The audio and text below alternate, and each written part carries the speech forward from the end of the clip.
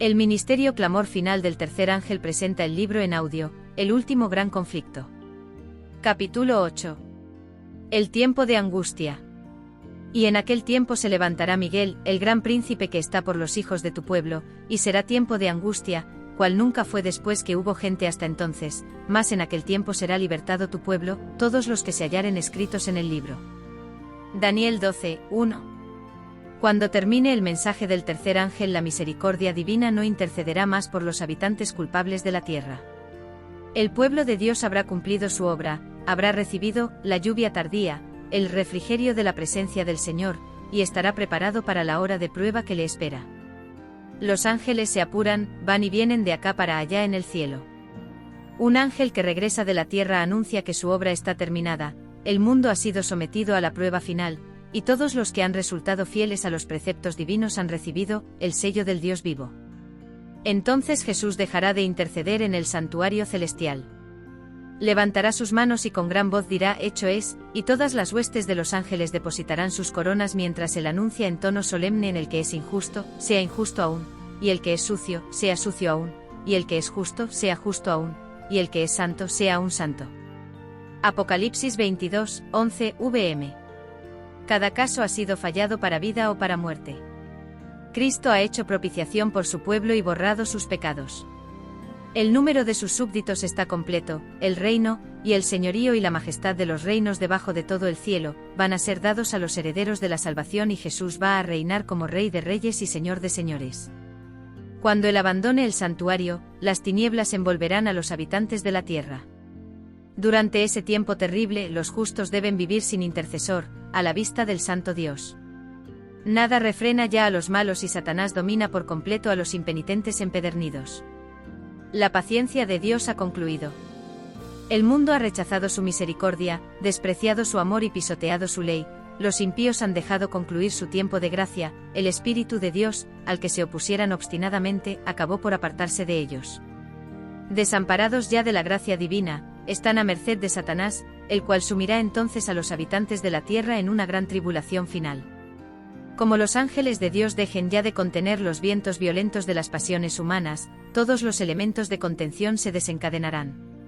El mundo entero será envuelto en una ruina más espantosa que la que cayó antiguamente sobre Jerusalén.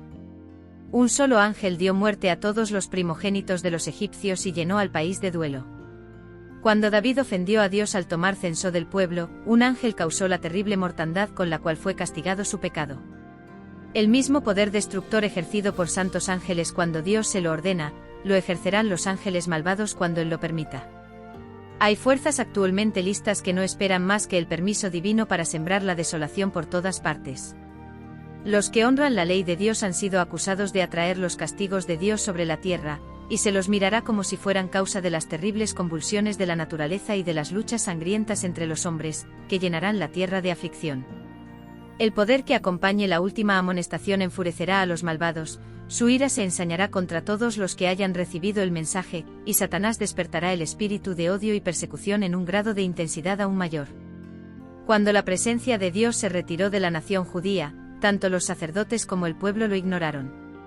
Aunque bajo el dominio de Satanás y arrastrados por las pasiones más horribles y malignas, creían ser todavía el pueblo escogido de Dios. Los servicios del templo seguían su curso, se ofrecían sacrificios en los altares profanados, y cada día se invocaba la bendición divina sobre un pueblo culpable de la sangre del Hijo amado de Dios y que trataba de matar a sus ministros y apóstoles.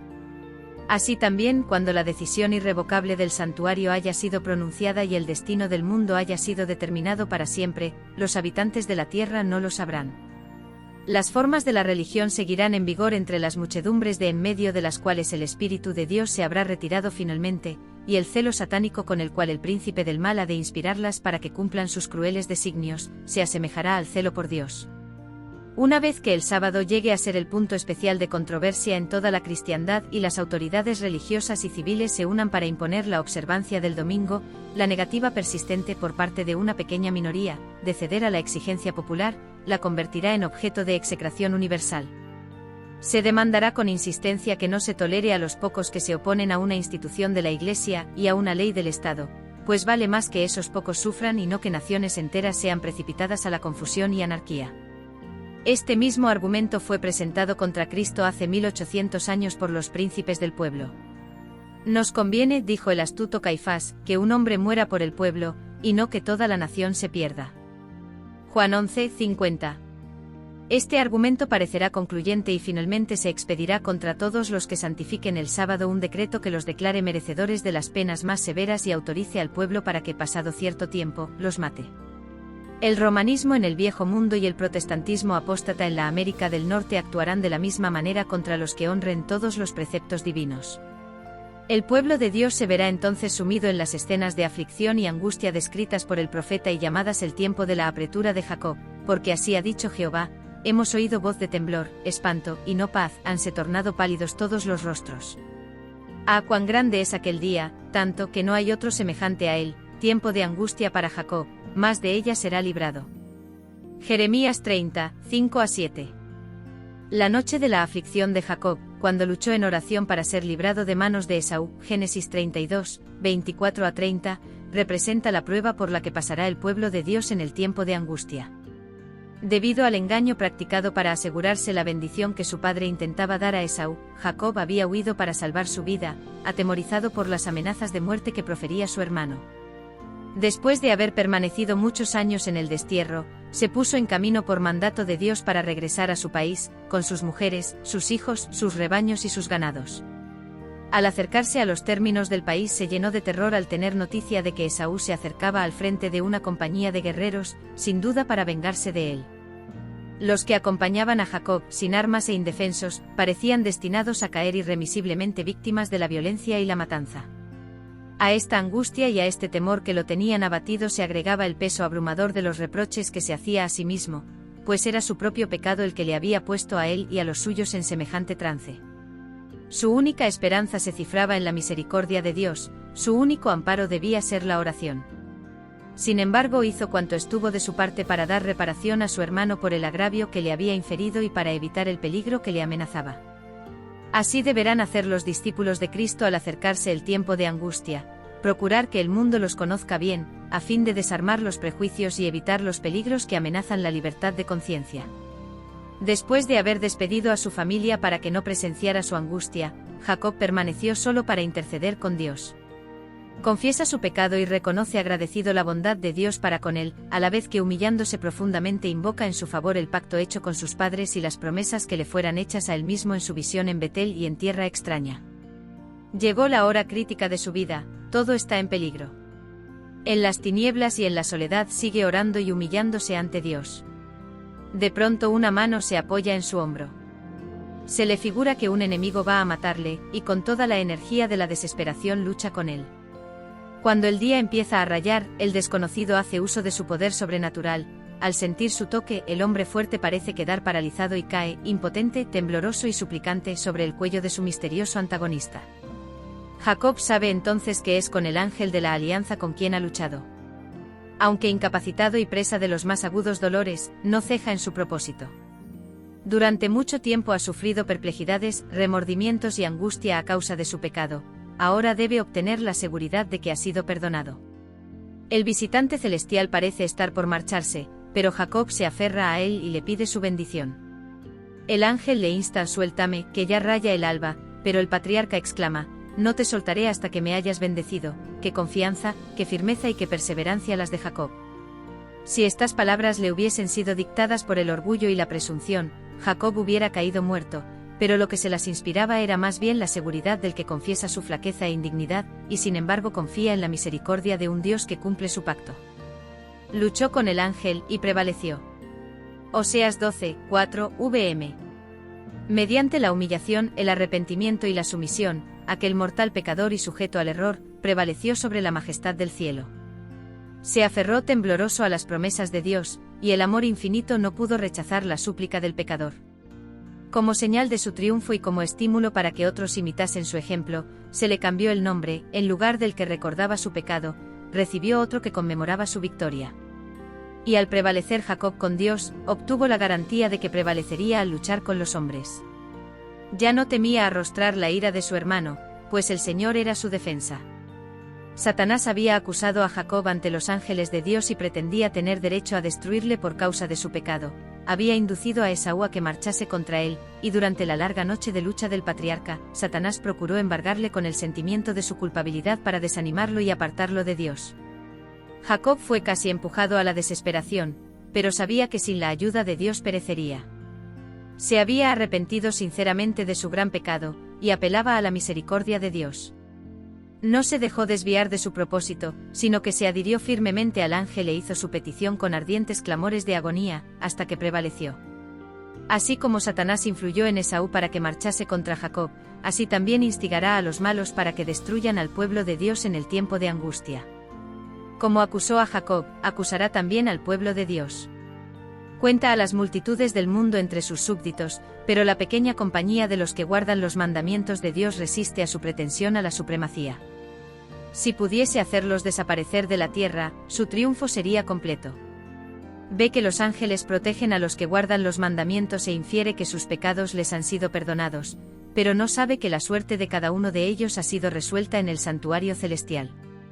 Tiene conocimiento exacto de los pecados que les ha hecho cometer y los presenta ante Dios con la mayor exageración y asegurando que esa gente es tan merecedora como él mismo de ser excluida del favor de Dios. Declara que en justicia el Señor no puede perdonar los pecados de ellos y destruirle al mismo tiempo a él y a sus ángeles. Los reclama como presa suya y pide que les sean entregados para destruirlos. Mientras Satanás acusa al pueblo de Dios haciendo hincapié en sus pecados, el Señor le permite probarlos hasta el extremo. La confianza de ellos en Dios, su fe y su firmeza serán rigurosamente probadas. El recuerdo de su pasado hará decaer sus esperanzas, pues es poco el bien que pueden ver en toda su vida. Reconocen plenamente su debilidad e indignidad. Satanás trata de aterrorizarlos con la idea de que su caso es desesperado, de que las manchas de su impureza no serán jamás lavadas. Espera así aniquilar su fe, hacerles ceder a sus tentaciones y alejarlos de Dios. Aun cuando los hijos de Dios se ven rodeados de enemigos que tratan de destruirlos, la angustia que sufren no procede del temor de ser perseguidos a causa de la verdad, lo que temen es no haberse arrepentido de cada pecado y que debido a alguna falta por ellos cometida no puedan ver realizada en ellos la promesa del Salvador. Yo también te guardaré de la hora de prueba que ha de venir sobre todo el mundo. Apocalipsis 3:10 vm.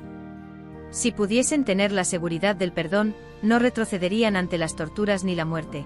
Pero si fuesen reconocidos indignos de perdón y hubiesen de perder la vida a causa de sus propios defectos de carácter, entonces el santo nombre de Dios sería vituperado. De todos lados oyen hablar de conspiraciones y traiciones y observan la actividad amenazante de la rebelión.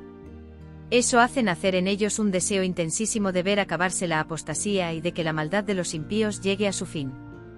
Pero mientras piden a Dios que detenga el progreso de la rebelión, se reprochan a sí mismos con gran sentimiento el no tener mayor poder para resistir y contrarrestar la potente invasión del mal. Les parece que si hubiesen dedicado siempre toda su habilidad al servicio de Cristo, avanzando de virtud en virtud, las fuerzas de Satanás no tendrían tanto poder sobre ellos. Afligen sus almas ante Dios, recordándole cada uno de sus actos de arrepentimiento de sus numerosos pecados y la promesa del Salvador. ¿Forzará alguien mi fortaleza? Haga conmigo paz, si haga paz conmigo. Isaías 27:5. Su fe no decae si sus oraciones no reciben inmediata contestación. Aunque sufren la ansiedad, el terror y la angustia más desesperantes, no dejan de orar. Echan mano del poder de Dios como Jacob se aferró al ángel, y de sus almas se exhala el grito: no te soltaré hasta que me hayas bendecido. Si Jacob no se hubiese arrepentido previamente del pecado que cometió al adueñarse fraudulentamente del derecho de primogenitura, Dios no habría escuchado su oración ni le hubiese salvado la vida misericordiosamente. Así, en el tiempo de angustia, si el pueblo de Dios conservase pecados aún inconfesos cuando lo atormenten el temor y la angustia, sería aniquilado. La desesperación acabaría con su fe y no podría tener confianza para rogar a Dios que le librase. Pero por muy profundo que sea el sentimiento que tiene de su indignidad, no tiene culpas escondidas que revelar. Sus pecados han sido examinados y borrados en el juicio, y no puede recordarlos. Satanás induce a muchos a creer que Dios no se fija en la infidelidad de ellos respecto a los asuntos menudos de la vida, pero en su actitud con Jacob, el Señor demuestra que en manera alguna sancionará ni tolerará el mal. Todos los que tratan de excusar u ocultar sus pecados, dejándolos sin confesar y sin haber sido perdonados en los registros del cielo, serán vencidos por Satanás. Cuanto más exaltada sea su profesión y honroso el puesto que desempeñen, tanto más graves aparecen sus faltas a la vista de Dios, y tanto más seguro es el triunfo de su gran adversario. Los que tardan en prepararse para el día del Señor, no podrán hacerlo en el tiempo de la angustia ni en ningún momento subsiguiente. El caso de los tales es desesperado. Los cristianos profesos que llegarán sin preparación al último y terrible conflicto, confesarán sus pecados con palabras de angustia consumidora, mientras los impíos se reirán de esa angustia. Esas confesiones son del mismo carácter que las de Esaú o de Judas. Los que las hacen lamentan los resultados de la transgresión, pero no su culpa misma. No sienten verdadera contrición ni horror al mal. Reconocen sus pecados por temor al castigo, pero, lo mismo que Faraón, volverían a maldecir al cielo si se suspendiesen los juicios de Dios. La historia de Jacob nos da además la seguridad de que Dios no rechazará a los que han sido engañados, tentados y arrastrados al pecado, pero que hayan vuelto a él con verdadero arrepentimiento. Mientras Satanás trata de acabar con esta clase de personas, Dios enviará sus ángeles para consolarlas y protegerlas en el tiempo de peligro. Los asaltos de Satanás son feroces y resueltos, sus engaños terribles, pero el ojo de Dios descansa sobre su pueblo y su oído escucha su súplica. Su aflicción es grande, las llamas del horno parecen estar a punto de consumirlos, pero el refinador los sacará como oro purificado por el fuego. El amor de Dios para con sus hijos durante el periodo de su prueba más dura es tan grande y tan tierno como en los días de su mayor prosperidad, pero necesitan pasar por el horno de fuego, debe consumirse su mundanalidad, para que la imagen de Cristo se refleje perfectamente.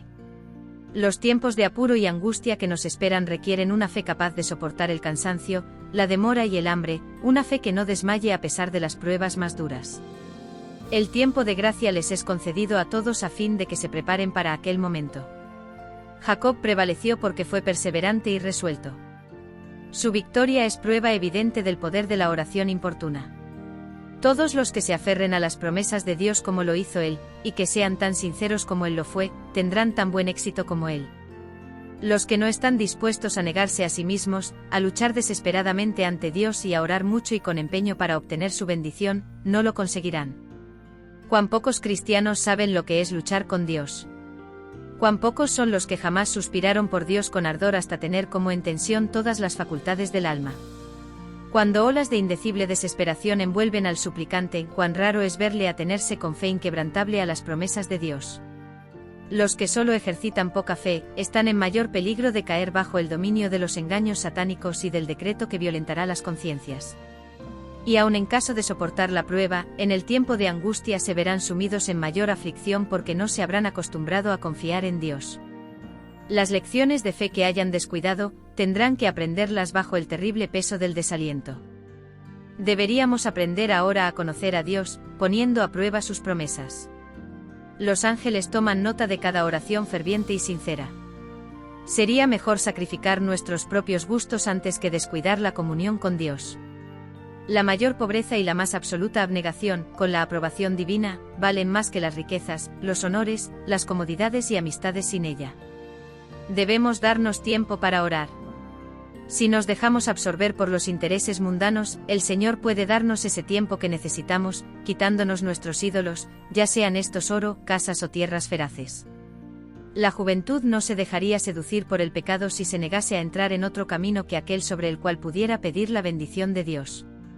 Si los que proclaman la última solemne amonestación al mundo rogasen por la bendición de Dios, no con frialdad e indolencia, sino con fervor y fe como lo hizo Jacob, encontrarían muchas ocasiones en que podrían decir: vi a Dios cara a cara, y fue librada mi alma. Génesis 32:30. Serían considerados como príncipes en el cielo, con poder para prevalecer con Dios y los hombres.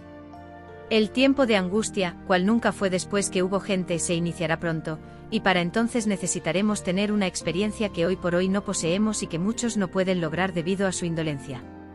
Sucede muchas veces que los peligros que se esperan no resultan tan grandes como uno se los había imaginado, pero este no es el caso respecto de la crisis que nos espera. La imaginación más fecunda no alcanza a darse cuenta de la magnitud de tan dolorosa prueba. En aquel tiempo de tribulación, cada alma deberá sostenerse por sí sola ante Dios. Si Noé, Daniel y Job estuvieren en el país, vivo yo, dice Jehová el Señor, que ni a hijo ni a hija podrán ellos librar por su justicia, tan solo a sus propias almas librarán.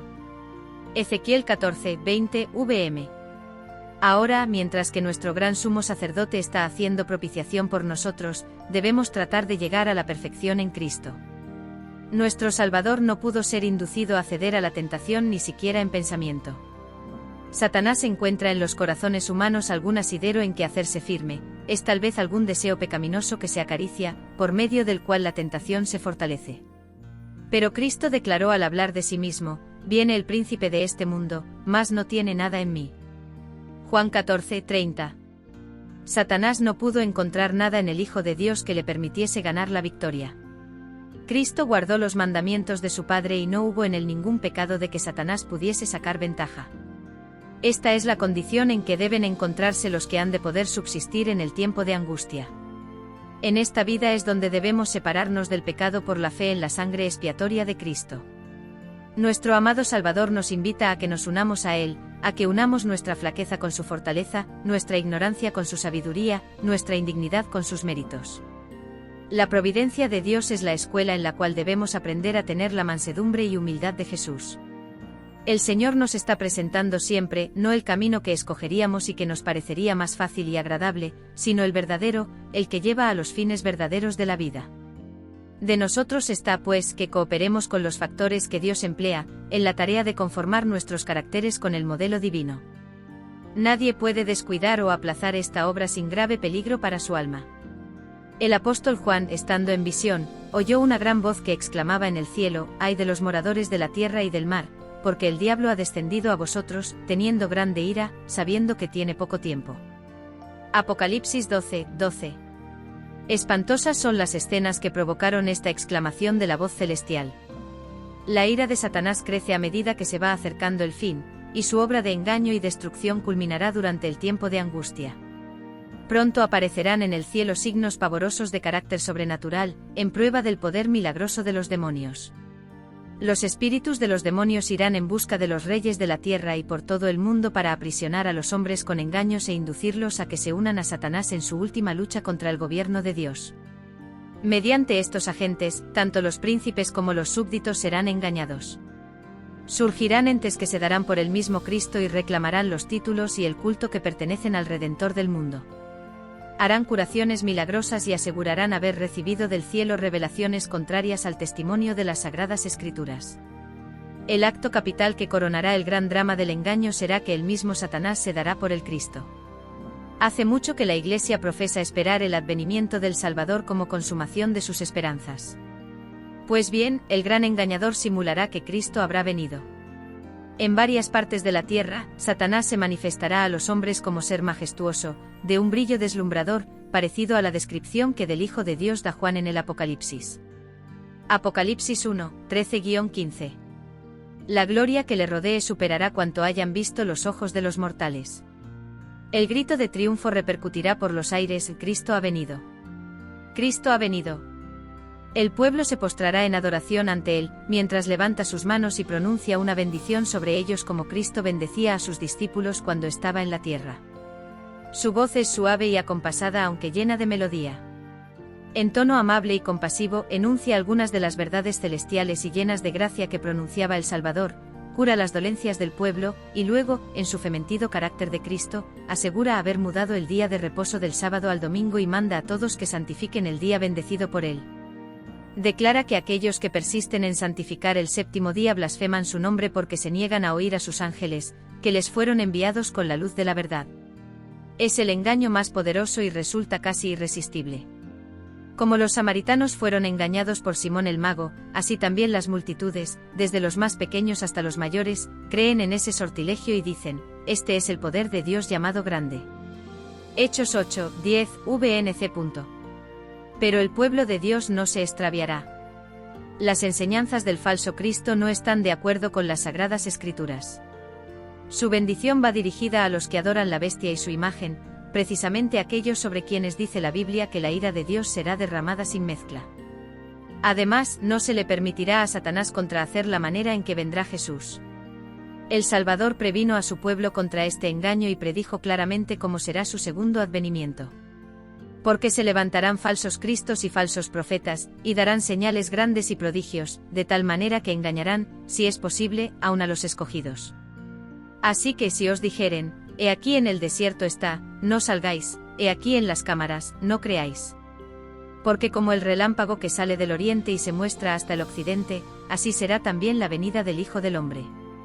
Mateo 24, 24 a 27, 31, 25, 31, Apocalipsis 1, 7, 1 Tesalonicenses 4, 16, 17. No se puede remedar semejante aparición.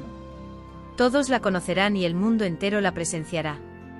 Solo los que hayan estudiado diligentemente las Escrituras y hayan recibido el amor de la verdad en sus corazones, serán protegidos de los poderosos engaños que cautivarán al mundo. Merced al testimonio bíblico descubrirán al engañador bajo su disfraz. El tiempo de prueba llegará para todos. Por medio de la criba de la tentación se reconocerá a los verdaderos cristianos. Se sienten los hijos de Dios actualmente bastante firmes en la palabra divina para no ceder al testimonio de sus sentidos. ¿Se atendrán ellos en semejante crisis a la Biblia y a la Biblia sola? Si ello le resulta posible, Satanás les impedirá que logren la preparación necesaria para estar firmes en aquel día.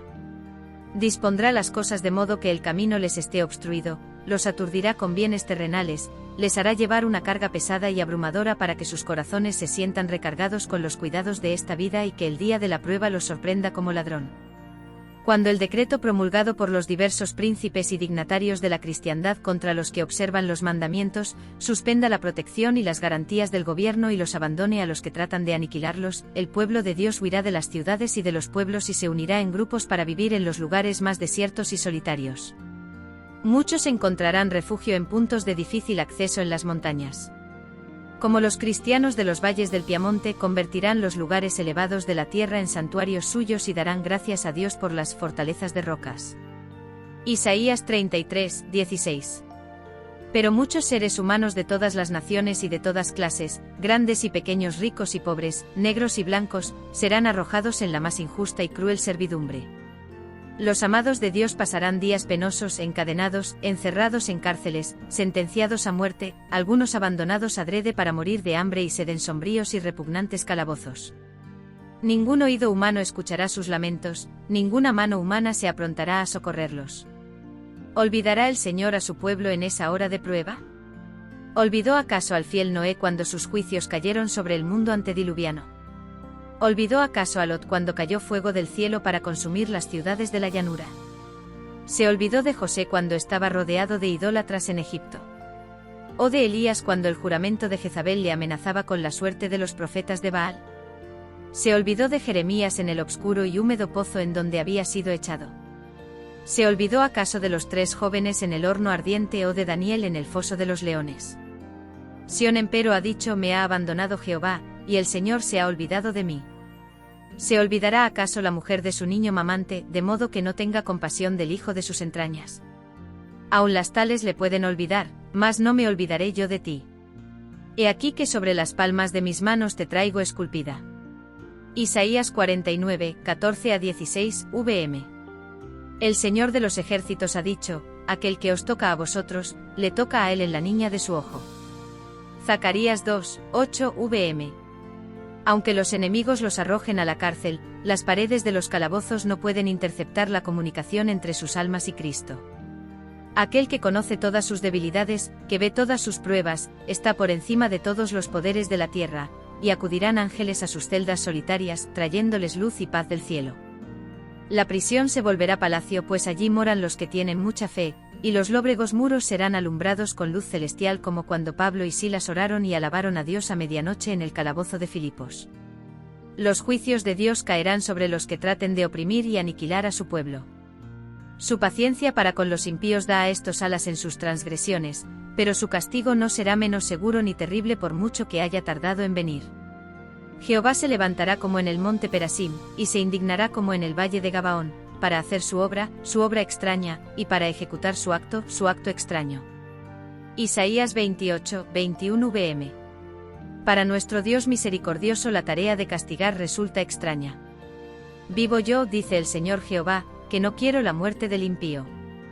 Ezequiel 33, 11. El Señor es compasivo y clemente, lento en iras y grande en misericordia y en fidelidad, que perdona la iniquidad, la transgresión y el pecado. Sin embargo, visita la iniquidad de los padres sobre los hijos, y sobre los hijos de los hijos, hasta la tercera y hasta la cuarta generación. Jehová es lento en iras y grande en poder, y de ningún modo tendrá por inocente al rebelde. Éxodo 34, 6, 7, Nahum 1, 3, vm. Él vindicará con terribles manifestaciones la dignidad de su ley pisoteada. Puede juzgarse de cuán severa ha de ser la retribución que espera a los culpables, por la repugnancia que tiene el Señor para hacer justicia. La nación a la que soporta desde hace tanto tiempo y a la que no destruirá hasta que no haya llenado la medida de sus iniquidades, según el cálculo de Dios, beberá finalmente de la copa de su ira sin mezcla de misericordia. Cuando Cristo deje de interceder en el santuario, se derramará sin mezcla la ira de Dios de la que son amenazados los que adoran a la bestia y a su imagen y reciben su marca. Apocalipsis 14, 9, 10. Las plagas que cayeron sobre Egipto cuando Dios estaba por libertar a Israel fueron de índole análoga a los juicios más terribles y extensos que caerán sobre el mundo inmediatamente antes de la liberación final del pueblo de Dios. En el Apocalipsis se lee lo siguiente con referencia a esas mismas plagas tan temibles: vino una plaga mala y dañosa sobre los hombres que tenían la señal de la bestia, y sobre los que adoraban su imagen. El mar se convirtió en sangre como de un muerto, y toda alma viviente fue muerta en el mar. También los ríos, y las fuentes de las aguas, se convirtieron en sangre. Por terribles que sean estos castigos, la justicia de Dios está plenamente vindicada. El ángel de Dios declara: justo eres tú, oh Señor, porque has juzgado estas cosas, porque ellos derramaron la sangre de los santos y de los profetas, también tú les has dado a beber sangre, pues lo merecen. Apocalipsis 16, 2-6. Al condenar a muerte al pueblo de Dios, los que lo hicieron son tan culpables de su sangre como si la hubiesen derramado con sus propias manos.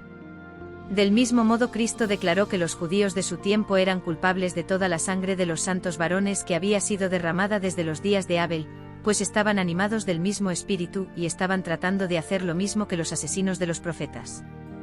En la plaga que sigue se le da poder al sol para quemar a los hombres con fuego. Y los hombres se quemaron con el grande calor. Apocalipsis 14, 8, 9. Los profetas describen cómo sigue el estado de la tierra en tan terrible tiempo: el campo fue destruido, enlutóse la tierra, porque se perdió la mies del campo. Secáronse todos los árboles del campo, por lo cual se secó el gozo de los hijos de los hombres. El grano se pudrió debajo de sus terrones, los bastimentos fueron asolados. Cuánto gimieron las bestias. Cuán turbados anduvieron los hatos de los bueyes, porque no tuvieron pastos. Se secaron los arroyos de las aguas, y fuego consumió las praderías del desierto. Joel 1, 10, 11, 12, 17, 18, 20. Y los cantores del templo aullarán en aquel día, dice el Señor Jehová: muchos serán los cuerpos muertos, en todo lugar echados serán en silencio. Amós 8, 3. Estas plagas no serán universales, pues de lo contrario los habitantes de la tierra serían enteramente destruidos. Sin embargo, serán los azotes más terribles que hayan sufrido jamás los hombres. Todos los juicios que cayeron sobre los hombres antes del fin del tiempo de gracia fueron mitigados con misericordia. La sangre propiciatoria de Cristo impidió que el pecador recibiese el pleno castigo de su culpa, pero en el juicio final la ira de Dios se derramará sin mezcla de misericordia. En aquel día multitudes enteras invocarán la protección de la misericordia divina que por tanto tiempo despreciaran. He aquí vienen días, dice el Señor Jehová, en los cuales enviaré hambre a la tierra, no hambre de pan, ni sed de agua, sino de oír palabra de Jehová. E irán errantes de mar a mar, desde el norte hasta el oriente discurrirán buscando palabra de Jehová, y no la hallarán. Amós 8, 11, 1, 2. El pueblo de Dios no quedará libre de padecimientos, pero aunque perseguido y acongojado y aunque sufra privaciones y falta de alimento, no será abandonado para perecer. El Dios que cuidó de Elías no abandonará a ninguno de sus abnegados hijos. El que cuenta los cabellos de sus cabezas, cuidará de ellos y los atenderá en tiempos de hambruna. Mientras los malvados estén muriéndose de hambre y pestilencia, los ángeles protegerán a los justos y suplirán sus necesidades. Escrito está del que camina en justicia, que se le dará pan y sus aguas serán ciertas. Cuando los pobres y los menesterosos buscan agua y no la hay, y la lengua se les seca de sed, yo, Jehová, les escucharé, yo, el Dios de Israel, no los abandonará. Isaías 33, 16, 41, 17, vm.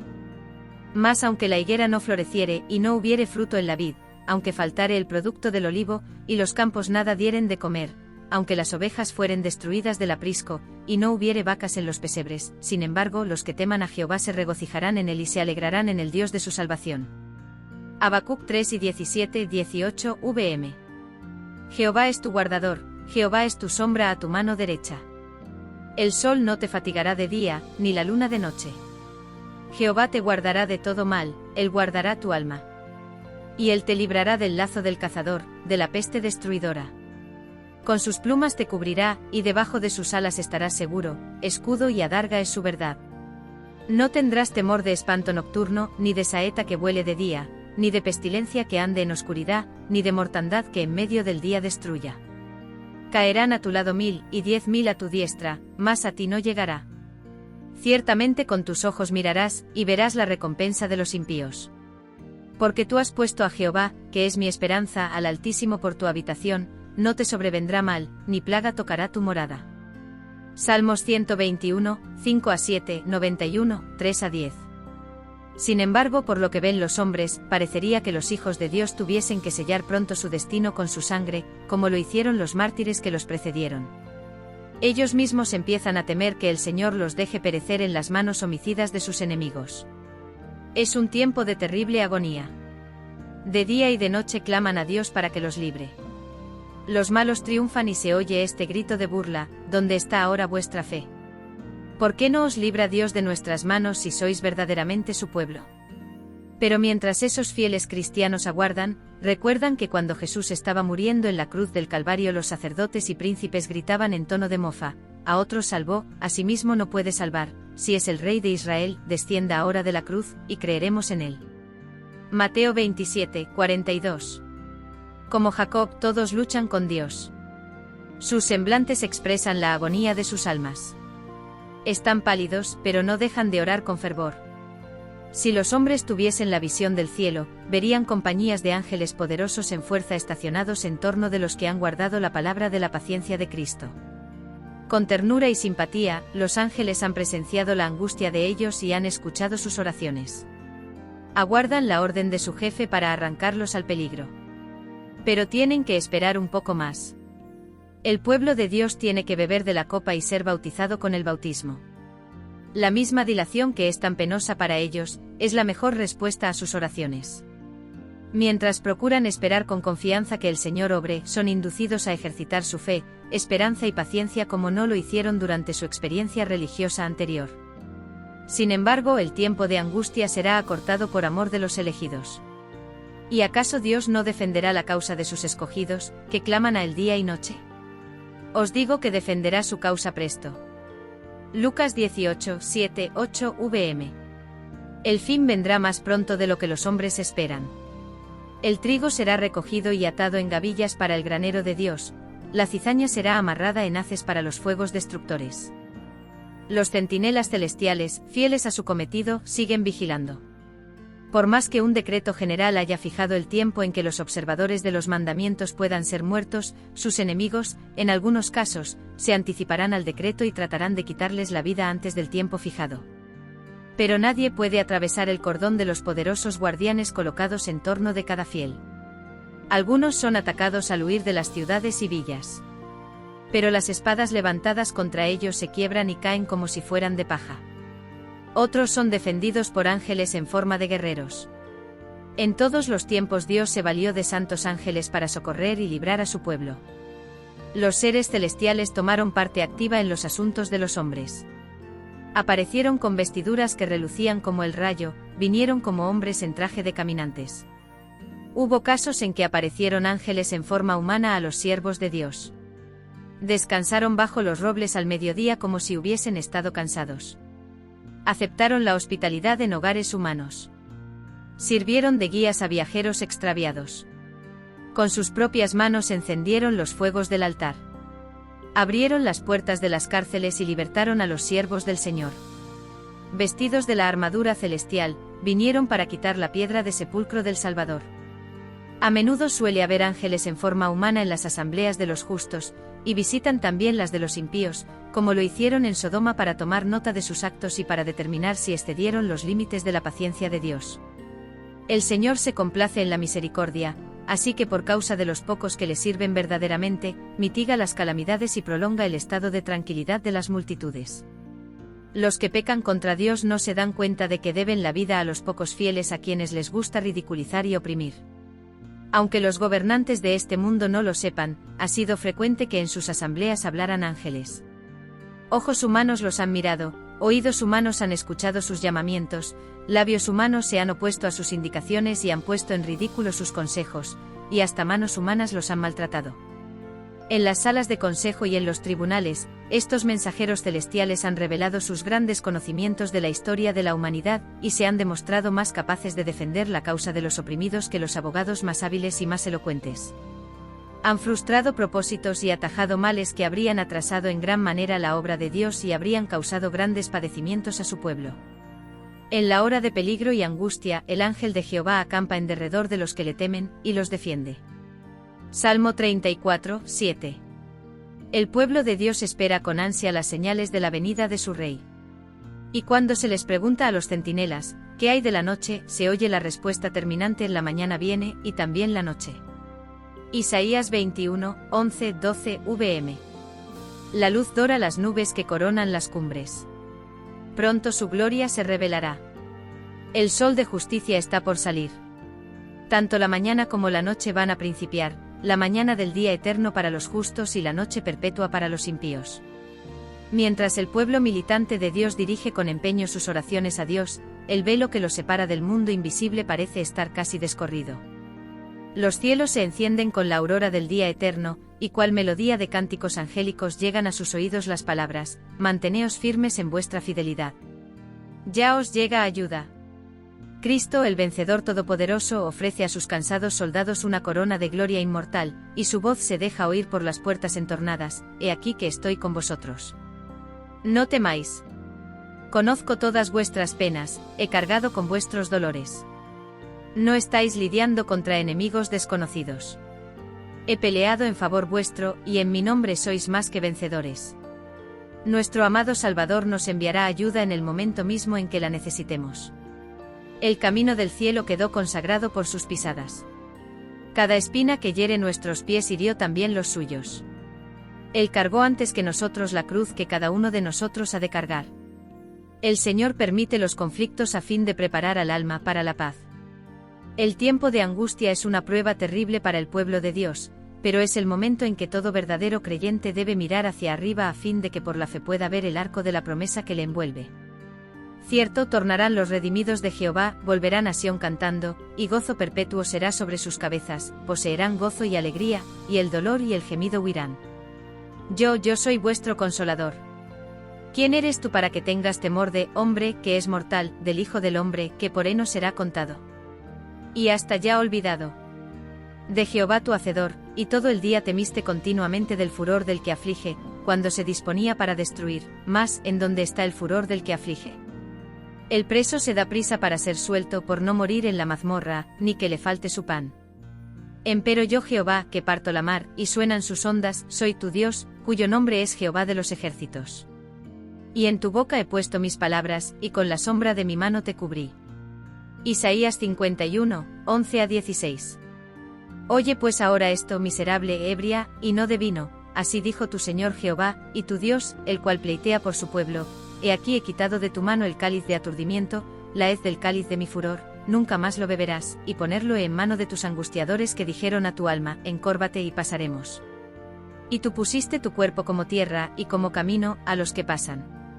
Isaías 51, 21 a 23. El ojo de Dios, al mirar al través de las edades, se fijó en la crisis a la cual tendrá que hacer frente su pueblo, cuando los poderes de la tierra se unan contra él. Como los desterrados cautivos, temerán morir de hambre o por la violencia. Pero el Dios Santo que dividió las aguas del Mar Rojo delante de los israelitas manifestará su gran poder libertándolos de su cautiverio. Ellos me serán un tesoro especial, dice Jehová de los ejércitos, en aquel día que yo preparo, y me compadeceré de ellos, como un hombre se compadece de su mismo hijo que le sirve. Malaquías 3, 17 vm.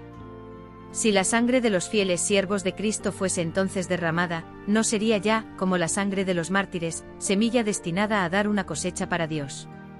Su fidelidad no sería ya un testimonio para convencer a otros de la verdad, pues los corazones endurecidos han rechazado los llamamientos de la misericordia hasta que éstos ya no se dejan oír. Si los justos cayesen entonces presa de sus enemigos, sería un triunfo para el príncipe de las tinieblas. El salmista dice: me esconderá en su pabellón en el día de calamidad, me encubrirá en lo recóndito de su tabernáculo. Salmo 27, 5 vm. Cristo ha dicho: ven, pueblo mío, entra en tus aposentos, cierra tus puertas sobre ti, escóndete por un corto momento, hasta que pase la indignación. Porque he aquí que Jehová sale de su lugar para castigar a los habitantes de la tierra por su iniquidad. Isaías 26, 20 y 21 vm. Gloriosa será la liberación de los que lo han esperado pacientemente y cuyos nombres están escritos en el libro de la vida.